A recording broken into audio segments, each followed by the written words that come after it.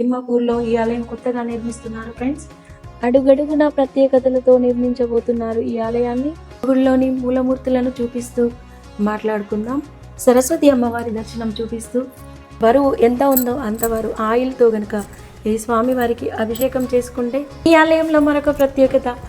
మరి 12 జ్యోతిర్లింగాలంటే ఎంతో మహోన్నతమైన మాటలకు అందని ఆ అమ్మవారి తేజస్సు, ఆ అమ్మవారి రూపాన్ని ఈ జగదాంబేశ్వర ఆలయంలో మరికొన్ని అమ్మవారి దర్శనాలు, మరి స్వయంభూగా వెలిసిన ఈ అమ్మవారికి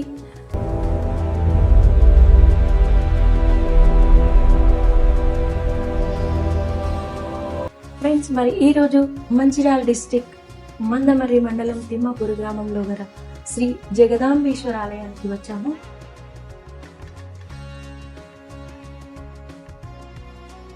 రాతితో చెక్కించబడిన ఈ ధ్వజస్తంభము అడుగడుగునా ప్రత్యేకతలతో నిర్మించబోతున్నారు ఈ ఆలయాన్ని.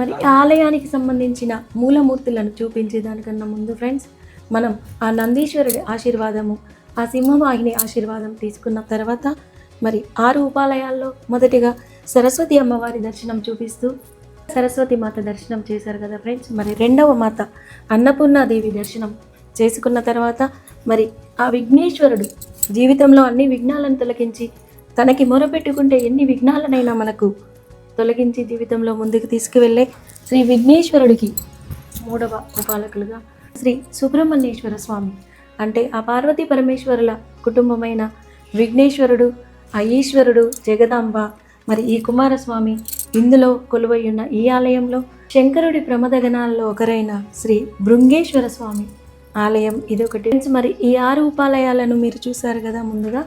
మరి తర్వాత గర్భగుడిలోని మూలమూర్తులను చూపిస్తూ మాట్లాడుకుందాం. మరి శ్రీ జగదాంబేశ్వరి ఆలయం మరి కొత్తగా నిర్మాణం జరుగుతున్న ఈ ఆలయానికి మీరు వచ్చి విజిట్ చేయండి. మరి ఎంతో మహోన్నతమైన మాటలకు అందని ఆ అమ్మవారి తేజస్సు, ఆ అమ్మవారి రూపాన్ని మరి మేము మీకు ఈ వీడియో ద్వారా చూపిస్తున్నాము ఫ్రెండ్స్. మరి మీరు కూడా మా పవిత్ర దర్శనం వీడియోలో భాగంగా ఈ అమ్మవారిని దర్శనం చేసుకోండి ఫ్రెండ్స్. శ్రీమాత్రే నమః. సర్వమంగళ మాంగళ్యే శివే సర్వార్థ సాధకే శరణ్యే త్రయంబకే గౌరీ నారాయణి నమోస్తుతే. మరి ఆ అమ్మవారి దివ్య తేజస్సు మనం ఎంత చెప్పినా కూడా తక్కువే ఫ్రెండ్స్. మరి చూస్తూనే ఉండండి జగదాంబేశ్వరి ఆలయం తిమ్మాపూర్. ఓం నమ శివాయ. ఈ ఆలయంలో జగదాంబేశ్వరుడు స్వామివారు పేరుగా ఇక్కడ ప్రతిష్టాపన జరిగిన ఈ ఈశ్వరుడు, మరి ప్రక్కన ఉన్న అమ్మవారు జగదాంబ, మరి ఇక్కడ ఈశ్వరుడు జగదాంబేశ్వర ఆలయము. మరి తిమ్మాపూర్లో ఈ ఆలయం కొత్తగా నిర్మిస్తున్నారు ఫ్రెండ్స్. మరి ఈ ఆలయం నిర్మాణం ముందుగా కొనసాగుతుంది. మరి దానిలో భాగంగా ఈ మూర్తిని మీకు ముందుగా చూపించబోతున్నాము. మరి చూస్తూనే ఉండండి ఫ్రెండ్స్.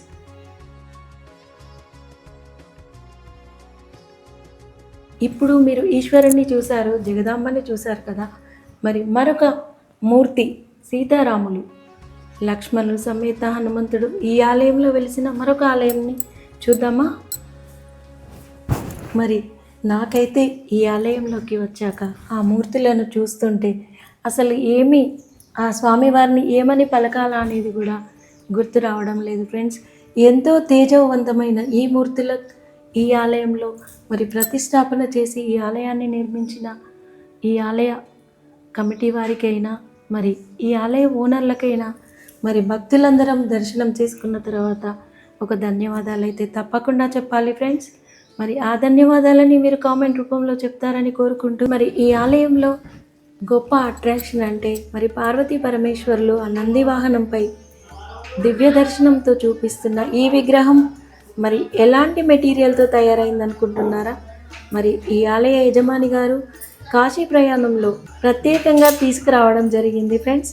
మరి ఈ విగ్రహ ప్రత్యేకత ఏమిటి అంటే, ఎన్ని సంవత్సరాలు ఈ విగ్రహాన్ని నీళ్ళలో ఉంచినా కూడా మరి ఏమాత్రం చలించకుండా ఉండే అటువంటి మెటీరియల్తో చేయబడిన ఈ విగ్రహాన్ని కూడా చూసి మీరు ఓం నమ శివాయ అనుకోండి ఫ్రెండ్స్.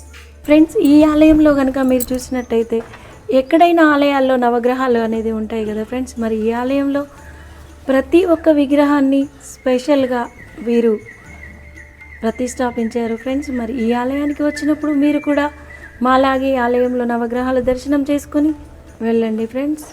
కొత్తగా నిర్మాణం చేయబడిన ఈ ఆలయం గత సంవత్సరం క్రితం ప్రతిష్టాపించబడిన ఆలయమూర్తులు, మరి అడుగడుగున విగ్రహాలు, అడుగడుగున ప్రత్యేకతలు, ద్వారపాలకులు, క్షేత్రపాలకులు, నవగ్రహాలు, మరి సీతారాములు, అమ్మవారు, ఆ ఈశ్వరుడితో పాటు మరి ఇక్కడ మరొక ప్రత్యేకత ఫ్రెండ్స్.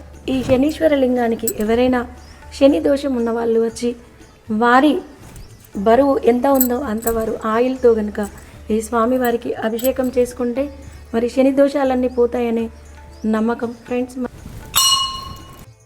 ఈ ఆలయంలో మరొక ప్రత్యేకత, ఇది ఏం వాహనం అనుకుంటున్నారా? మరి మీకు తెలుసా ఫ్రెండ్స్? హనుమంతుని ఆలయమైన, ఆ పంచముఖ హనుమంతుని ఆలయమైన ఈ ఆలయంలో మరి తన వాహనమైన ఒంటెను మీరు చూశారు కదూ.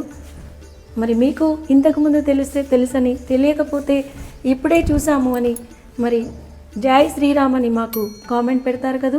అడుగడుగున ప్రత్యేకతలతో, అడుగడుగున ఆలయ మూర్తులతో వెలిసిన ఈ ఆలయంలో మరొక ప్రత్యేకత, శ్రీ చండీశ్వర స్వామి. మరి శంకరుడికి అభిషేకం అయిన పిమ్మట ఆ అభిషేక తీర్థంని ఇక్కడికి వచ్చి ఈ స్వామివారికి కూడా చేరుతుంది ఫ్రెండ్స్. మరి మనం ఏదైనా తలపెట్టినప్పుడు ఈ స్వామివారికి కూడా మనం మొరపెట్టుకుంటే మన కోరికలు కొంగు బంగారమై నెరవేరునని మరి ఈ ఆలయం చెప్తుంది ఫ్రెండ్స్. ఈ ఆలయంలో మరొక దర్శనం మానసాదేవి దర్శనము, మరి నవనాగులు, పాతాళ గణపతి. మీరు ఎప్పుడైనా చూసారా? మీరు పాతాళ గణపతి కనుక ఎక్కడైనా చూసినట్టయితే మాకు ఆ ప్లేస్ని కామెంట్ రూపంలో చెప్పండి ఫ్రెండ్స్. మీరు ఇప్పుడు చూస్తున్న ఈ గణపతి విగ్రహం శ్రీశైలం పాతాళ గంగలో ఈ రామేశ్వర చారి గారికి దొరికిన ఈ విగ్రహాన్ని మీరు ఇప్పుడు చూస్తున్నారు ఫ్రెండ్స్.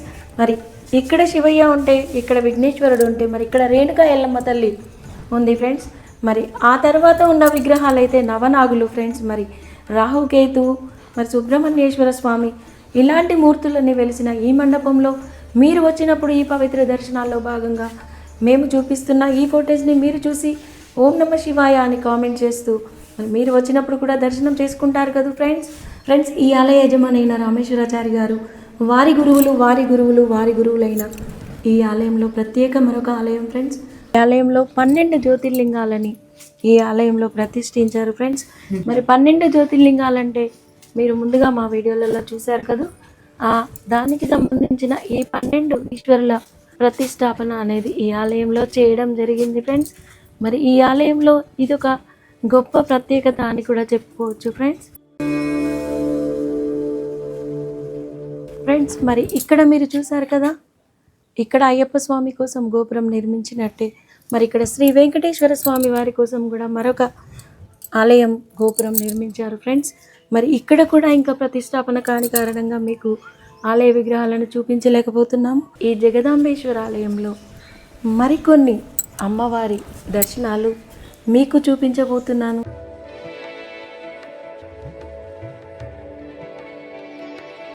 ఈ ఆలయం ప్రక్కనే ఉన్న ఆలయం.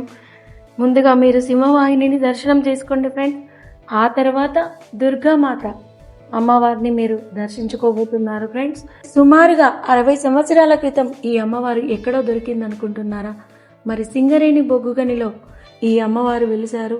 మరి అక్కడి నుంచి శ్రీ రామేశ్వరాచారి గారు ఈ విగ్రహాన్ని ఇక్కడికి తీసుకువచ్చి మరి ప్రతిష్టాపన చేయడం జరిగింది ఫ్రెండ్స్.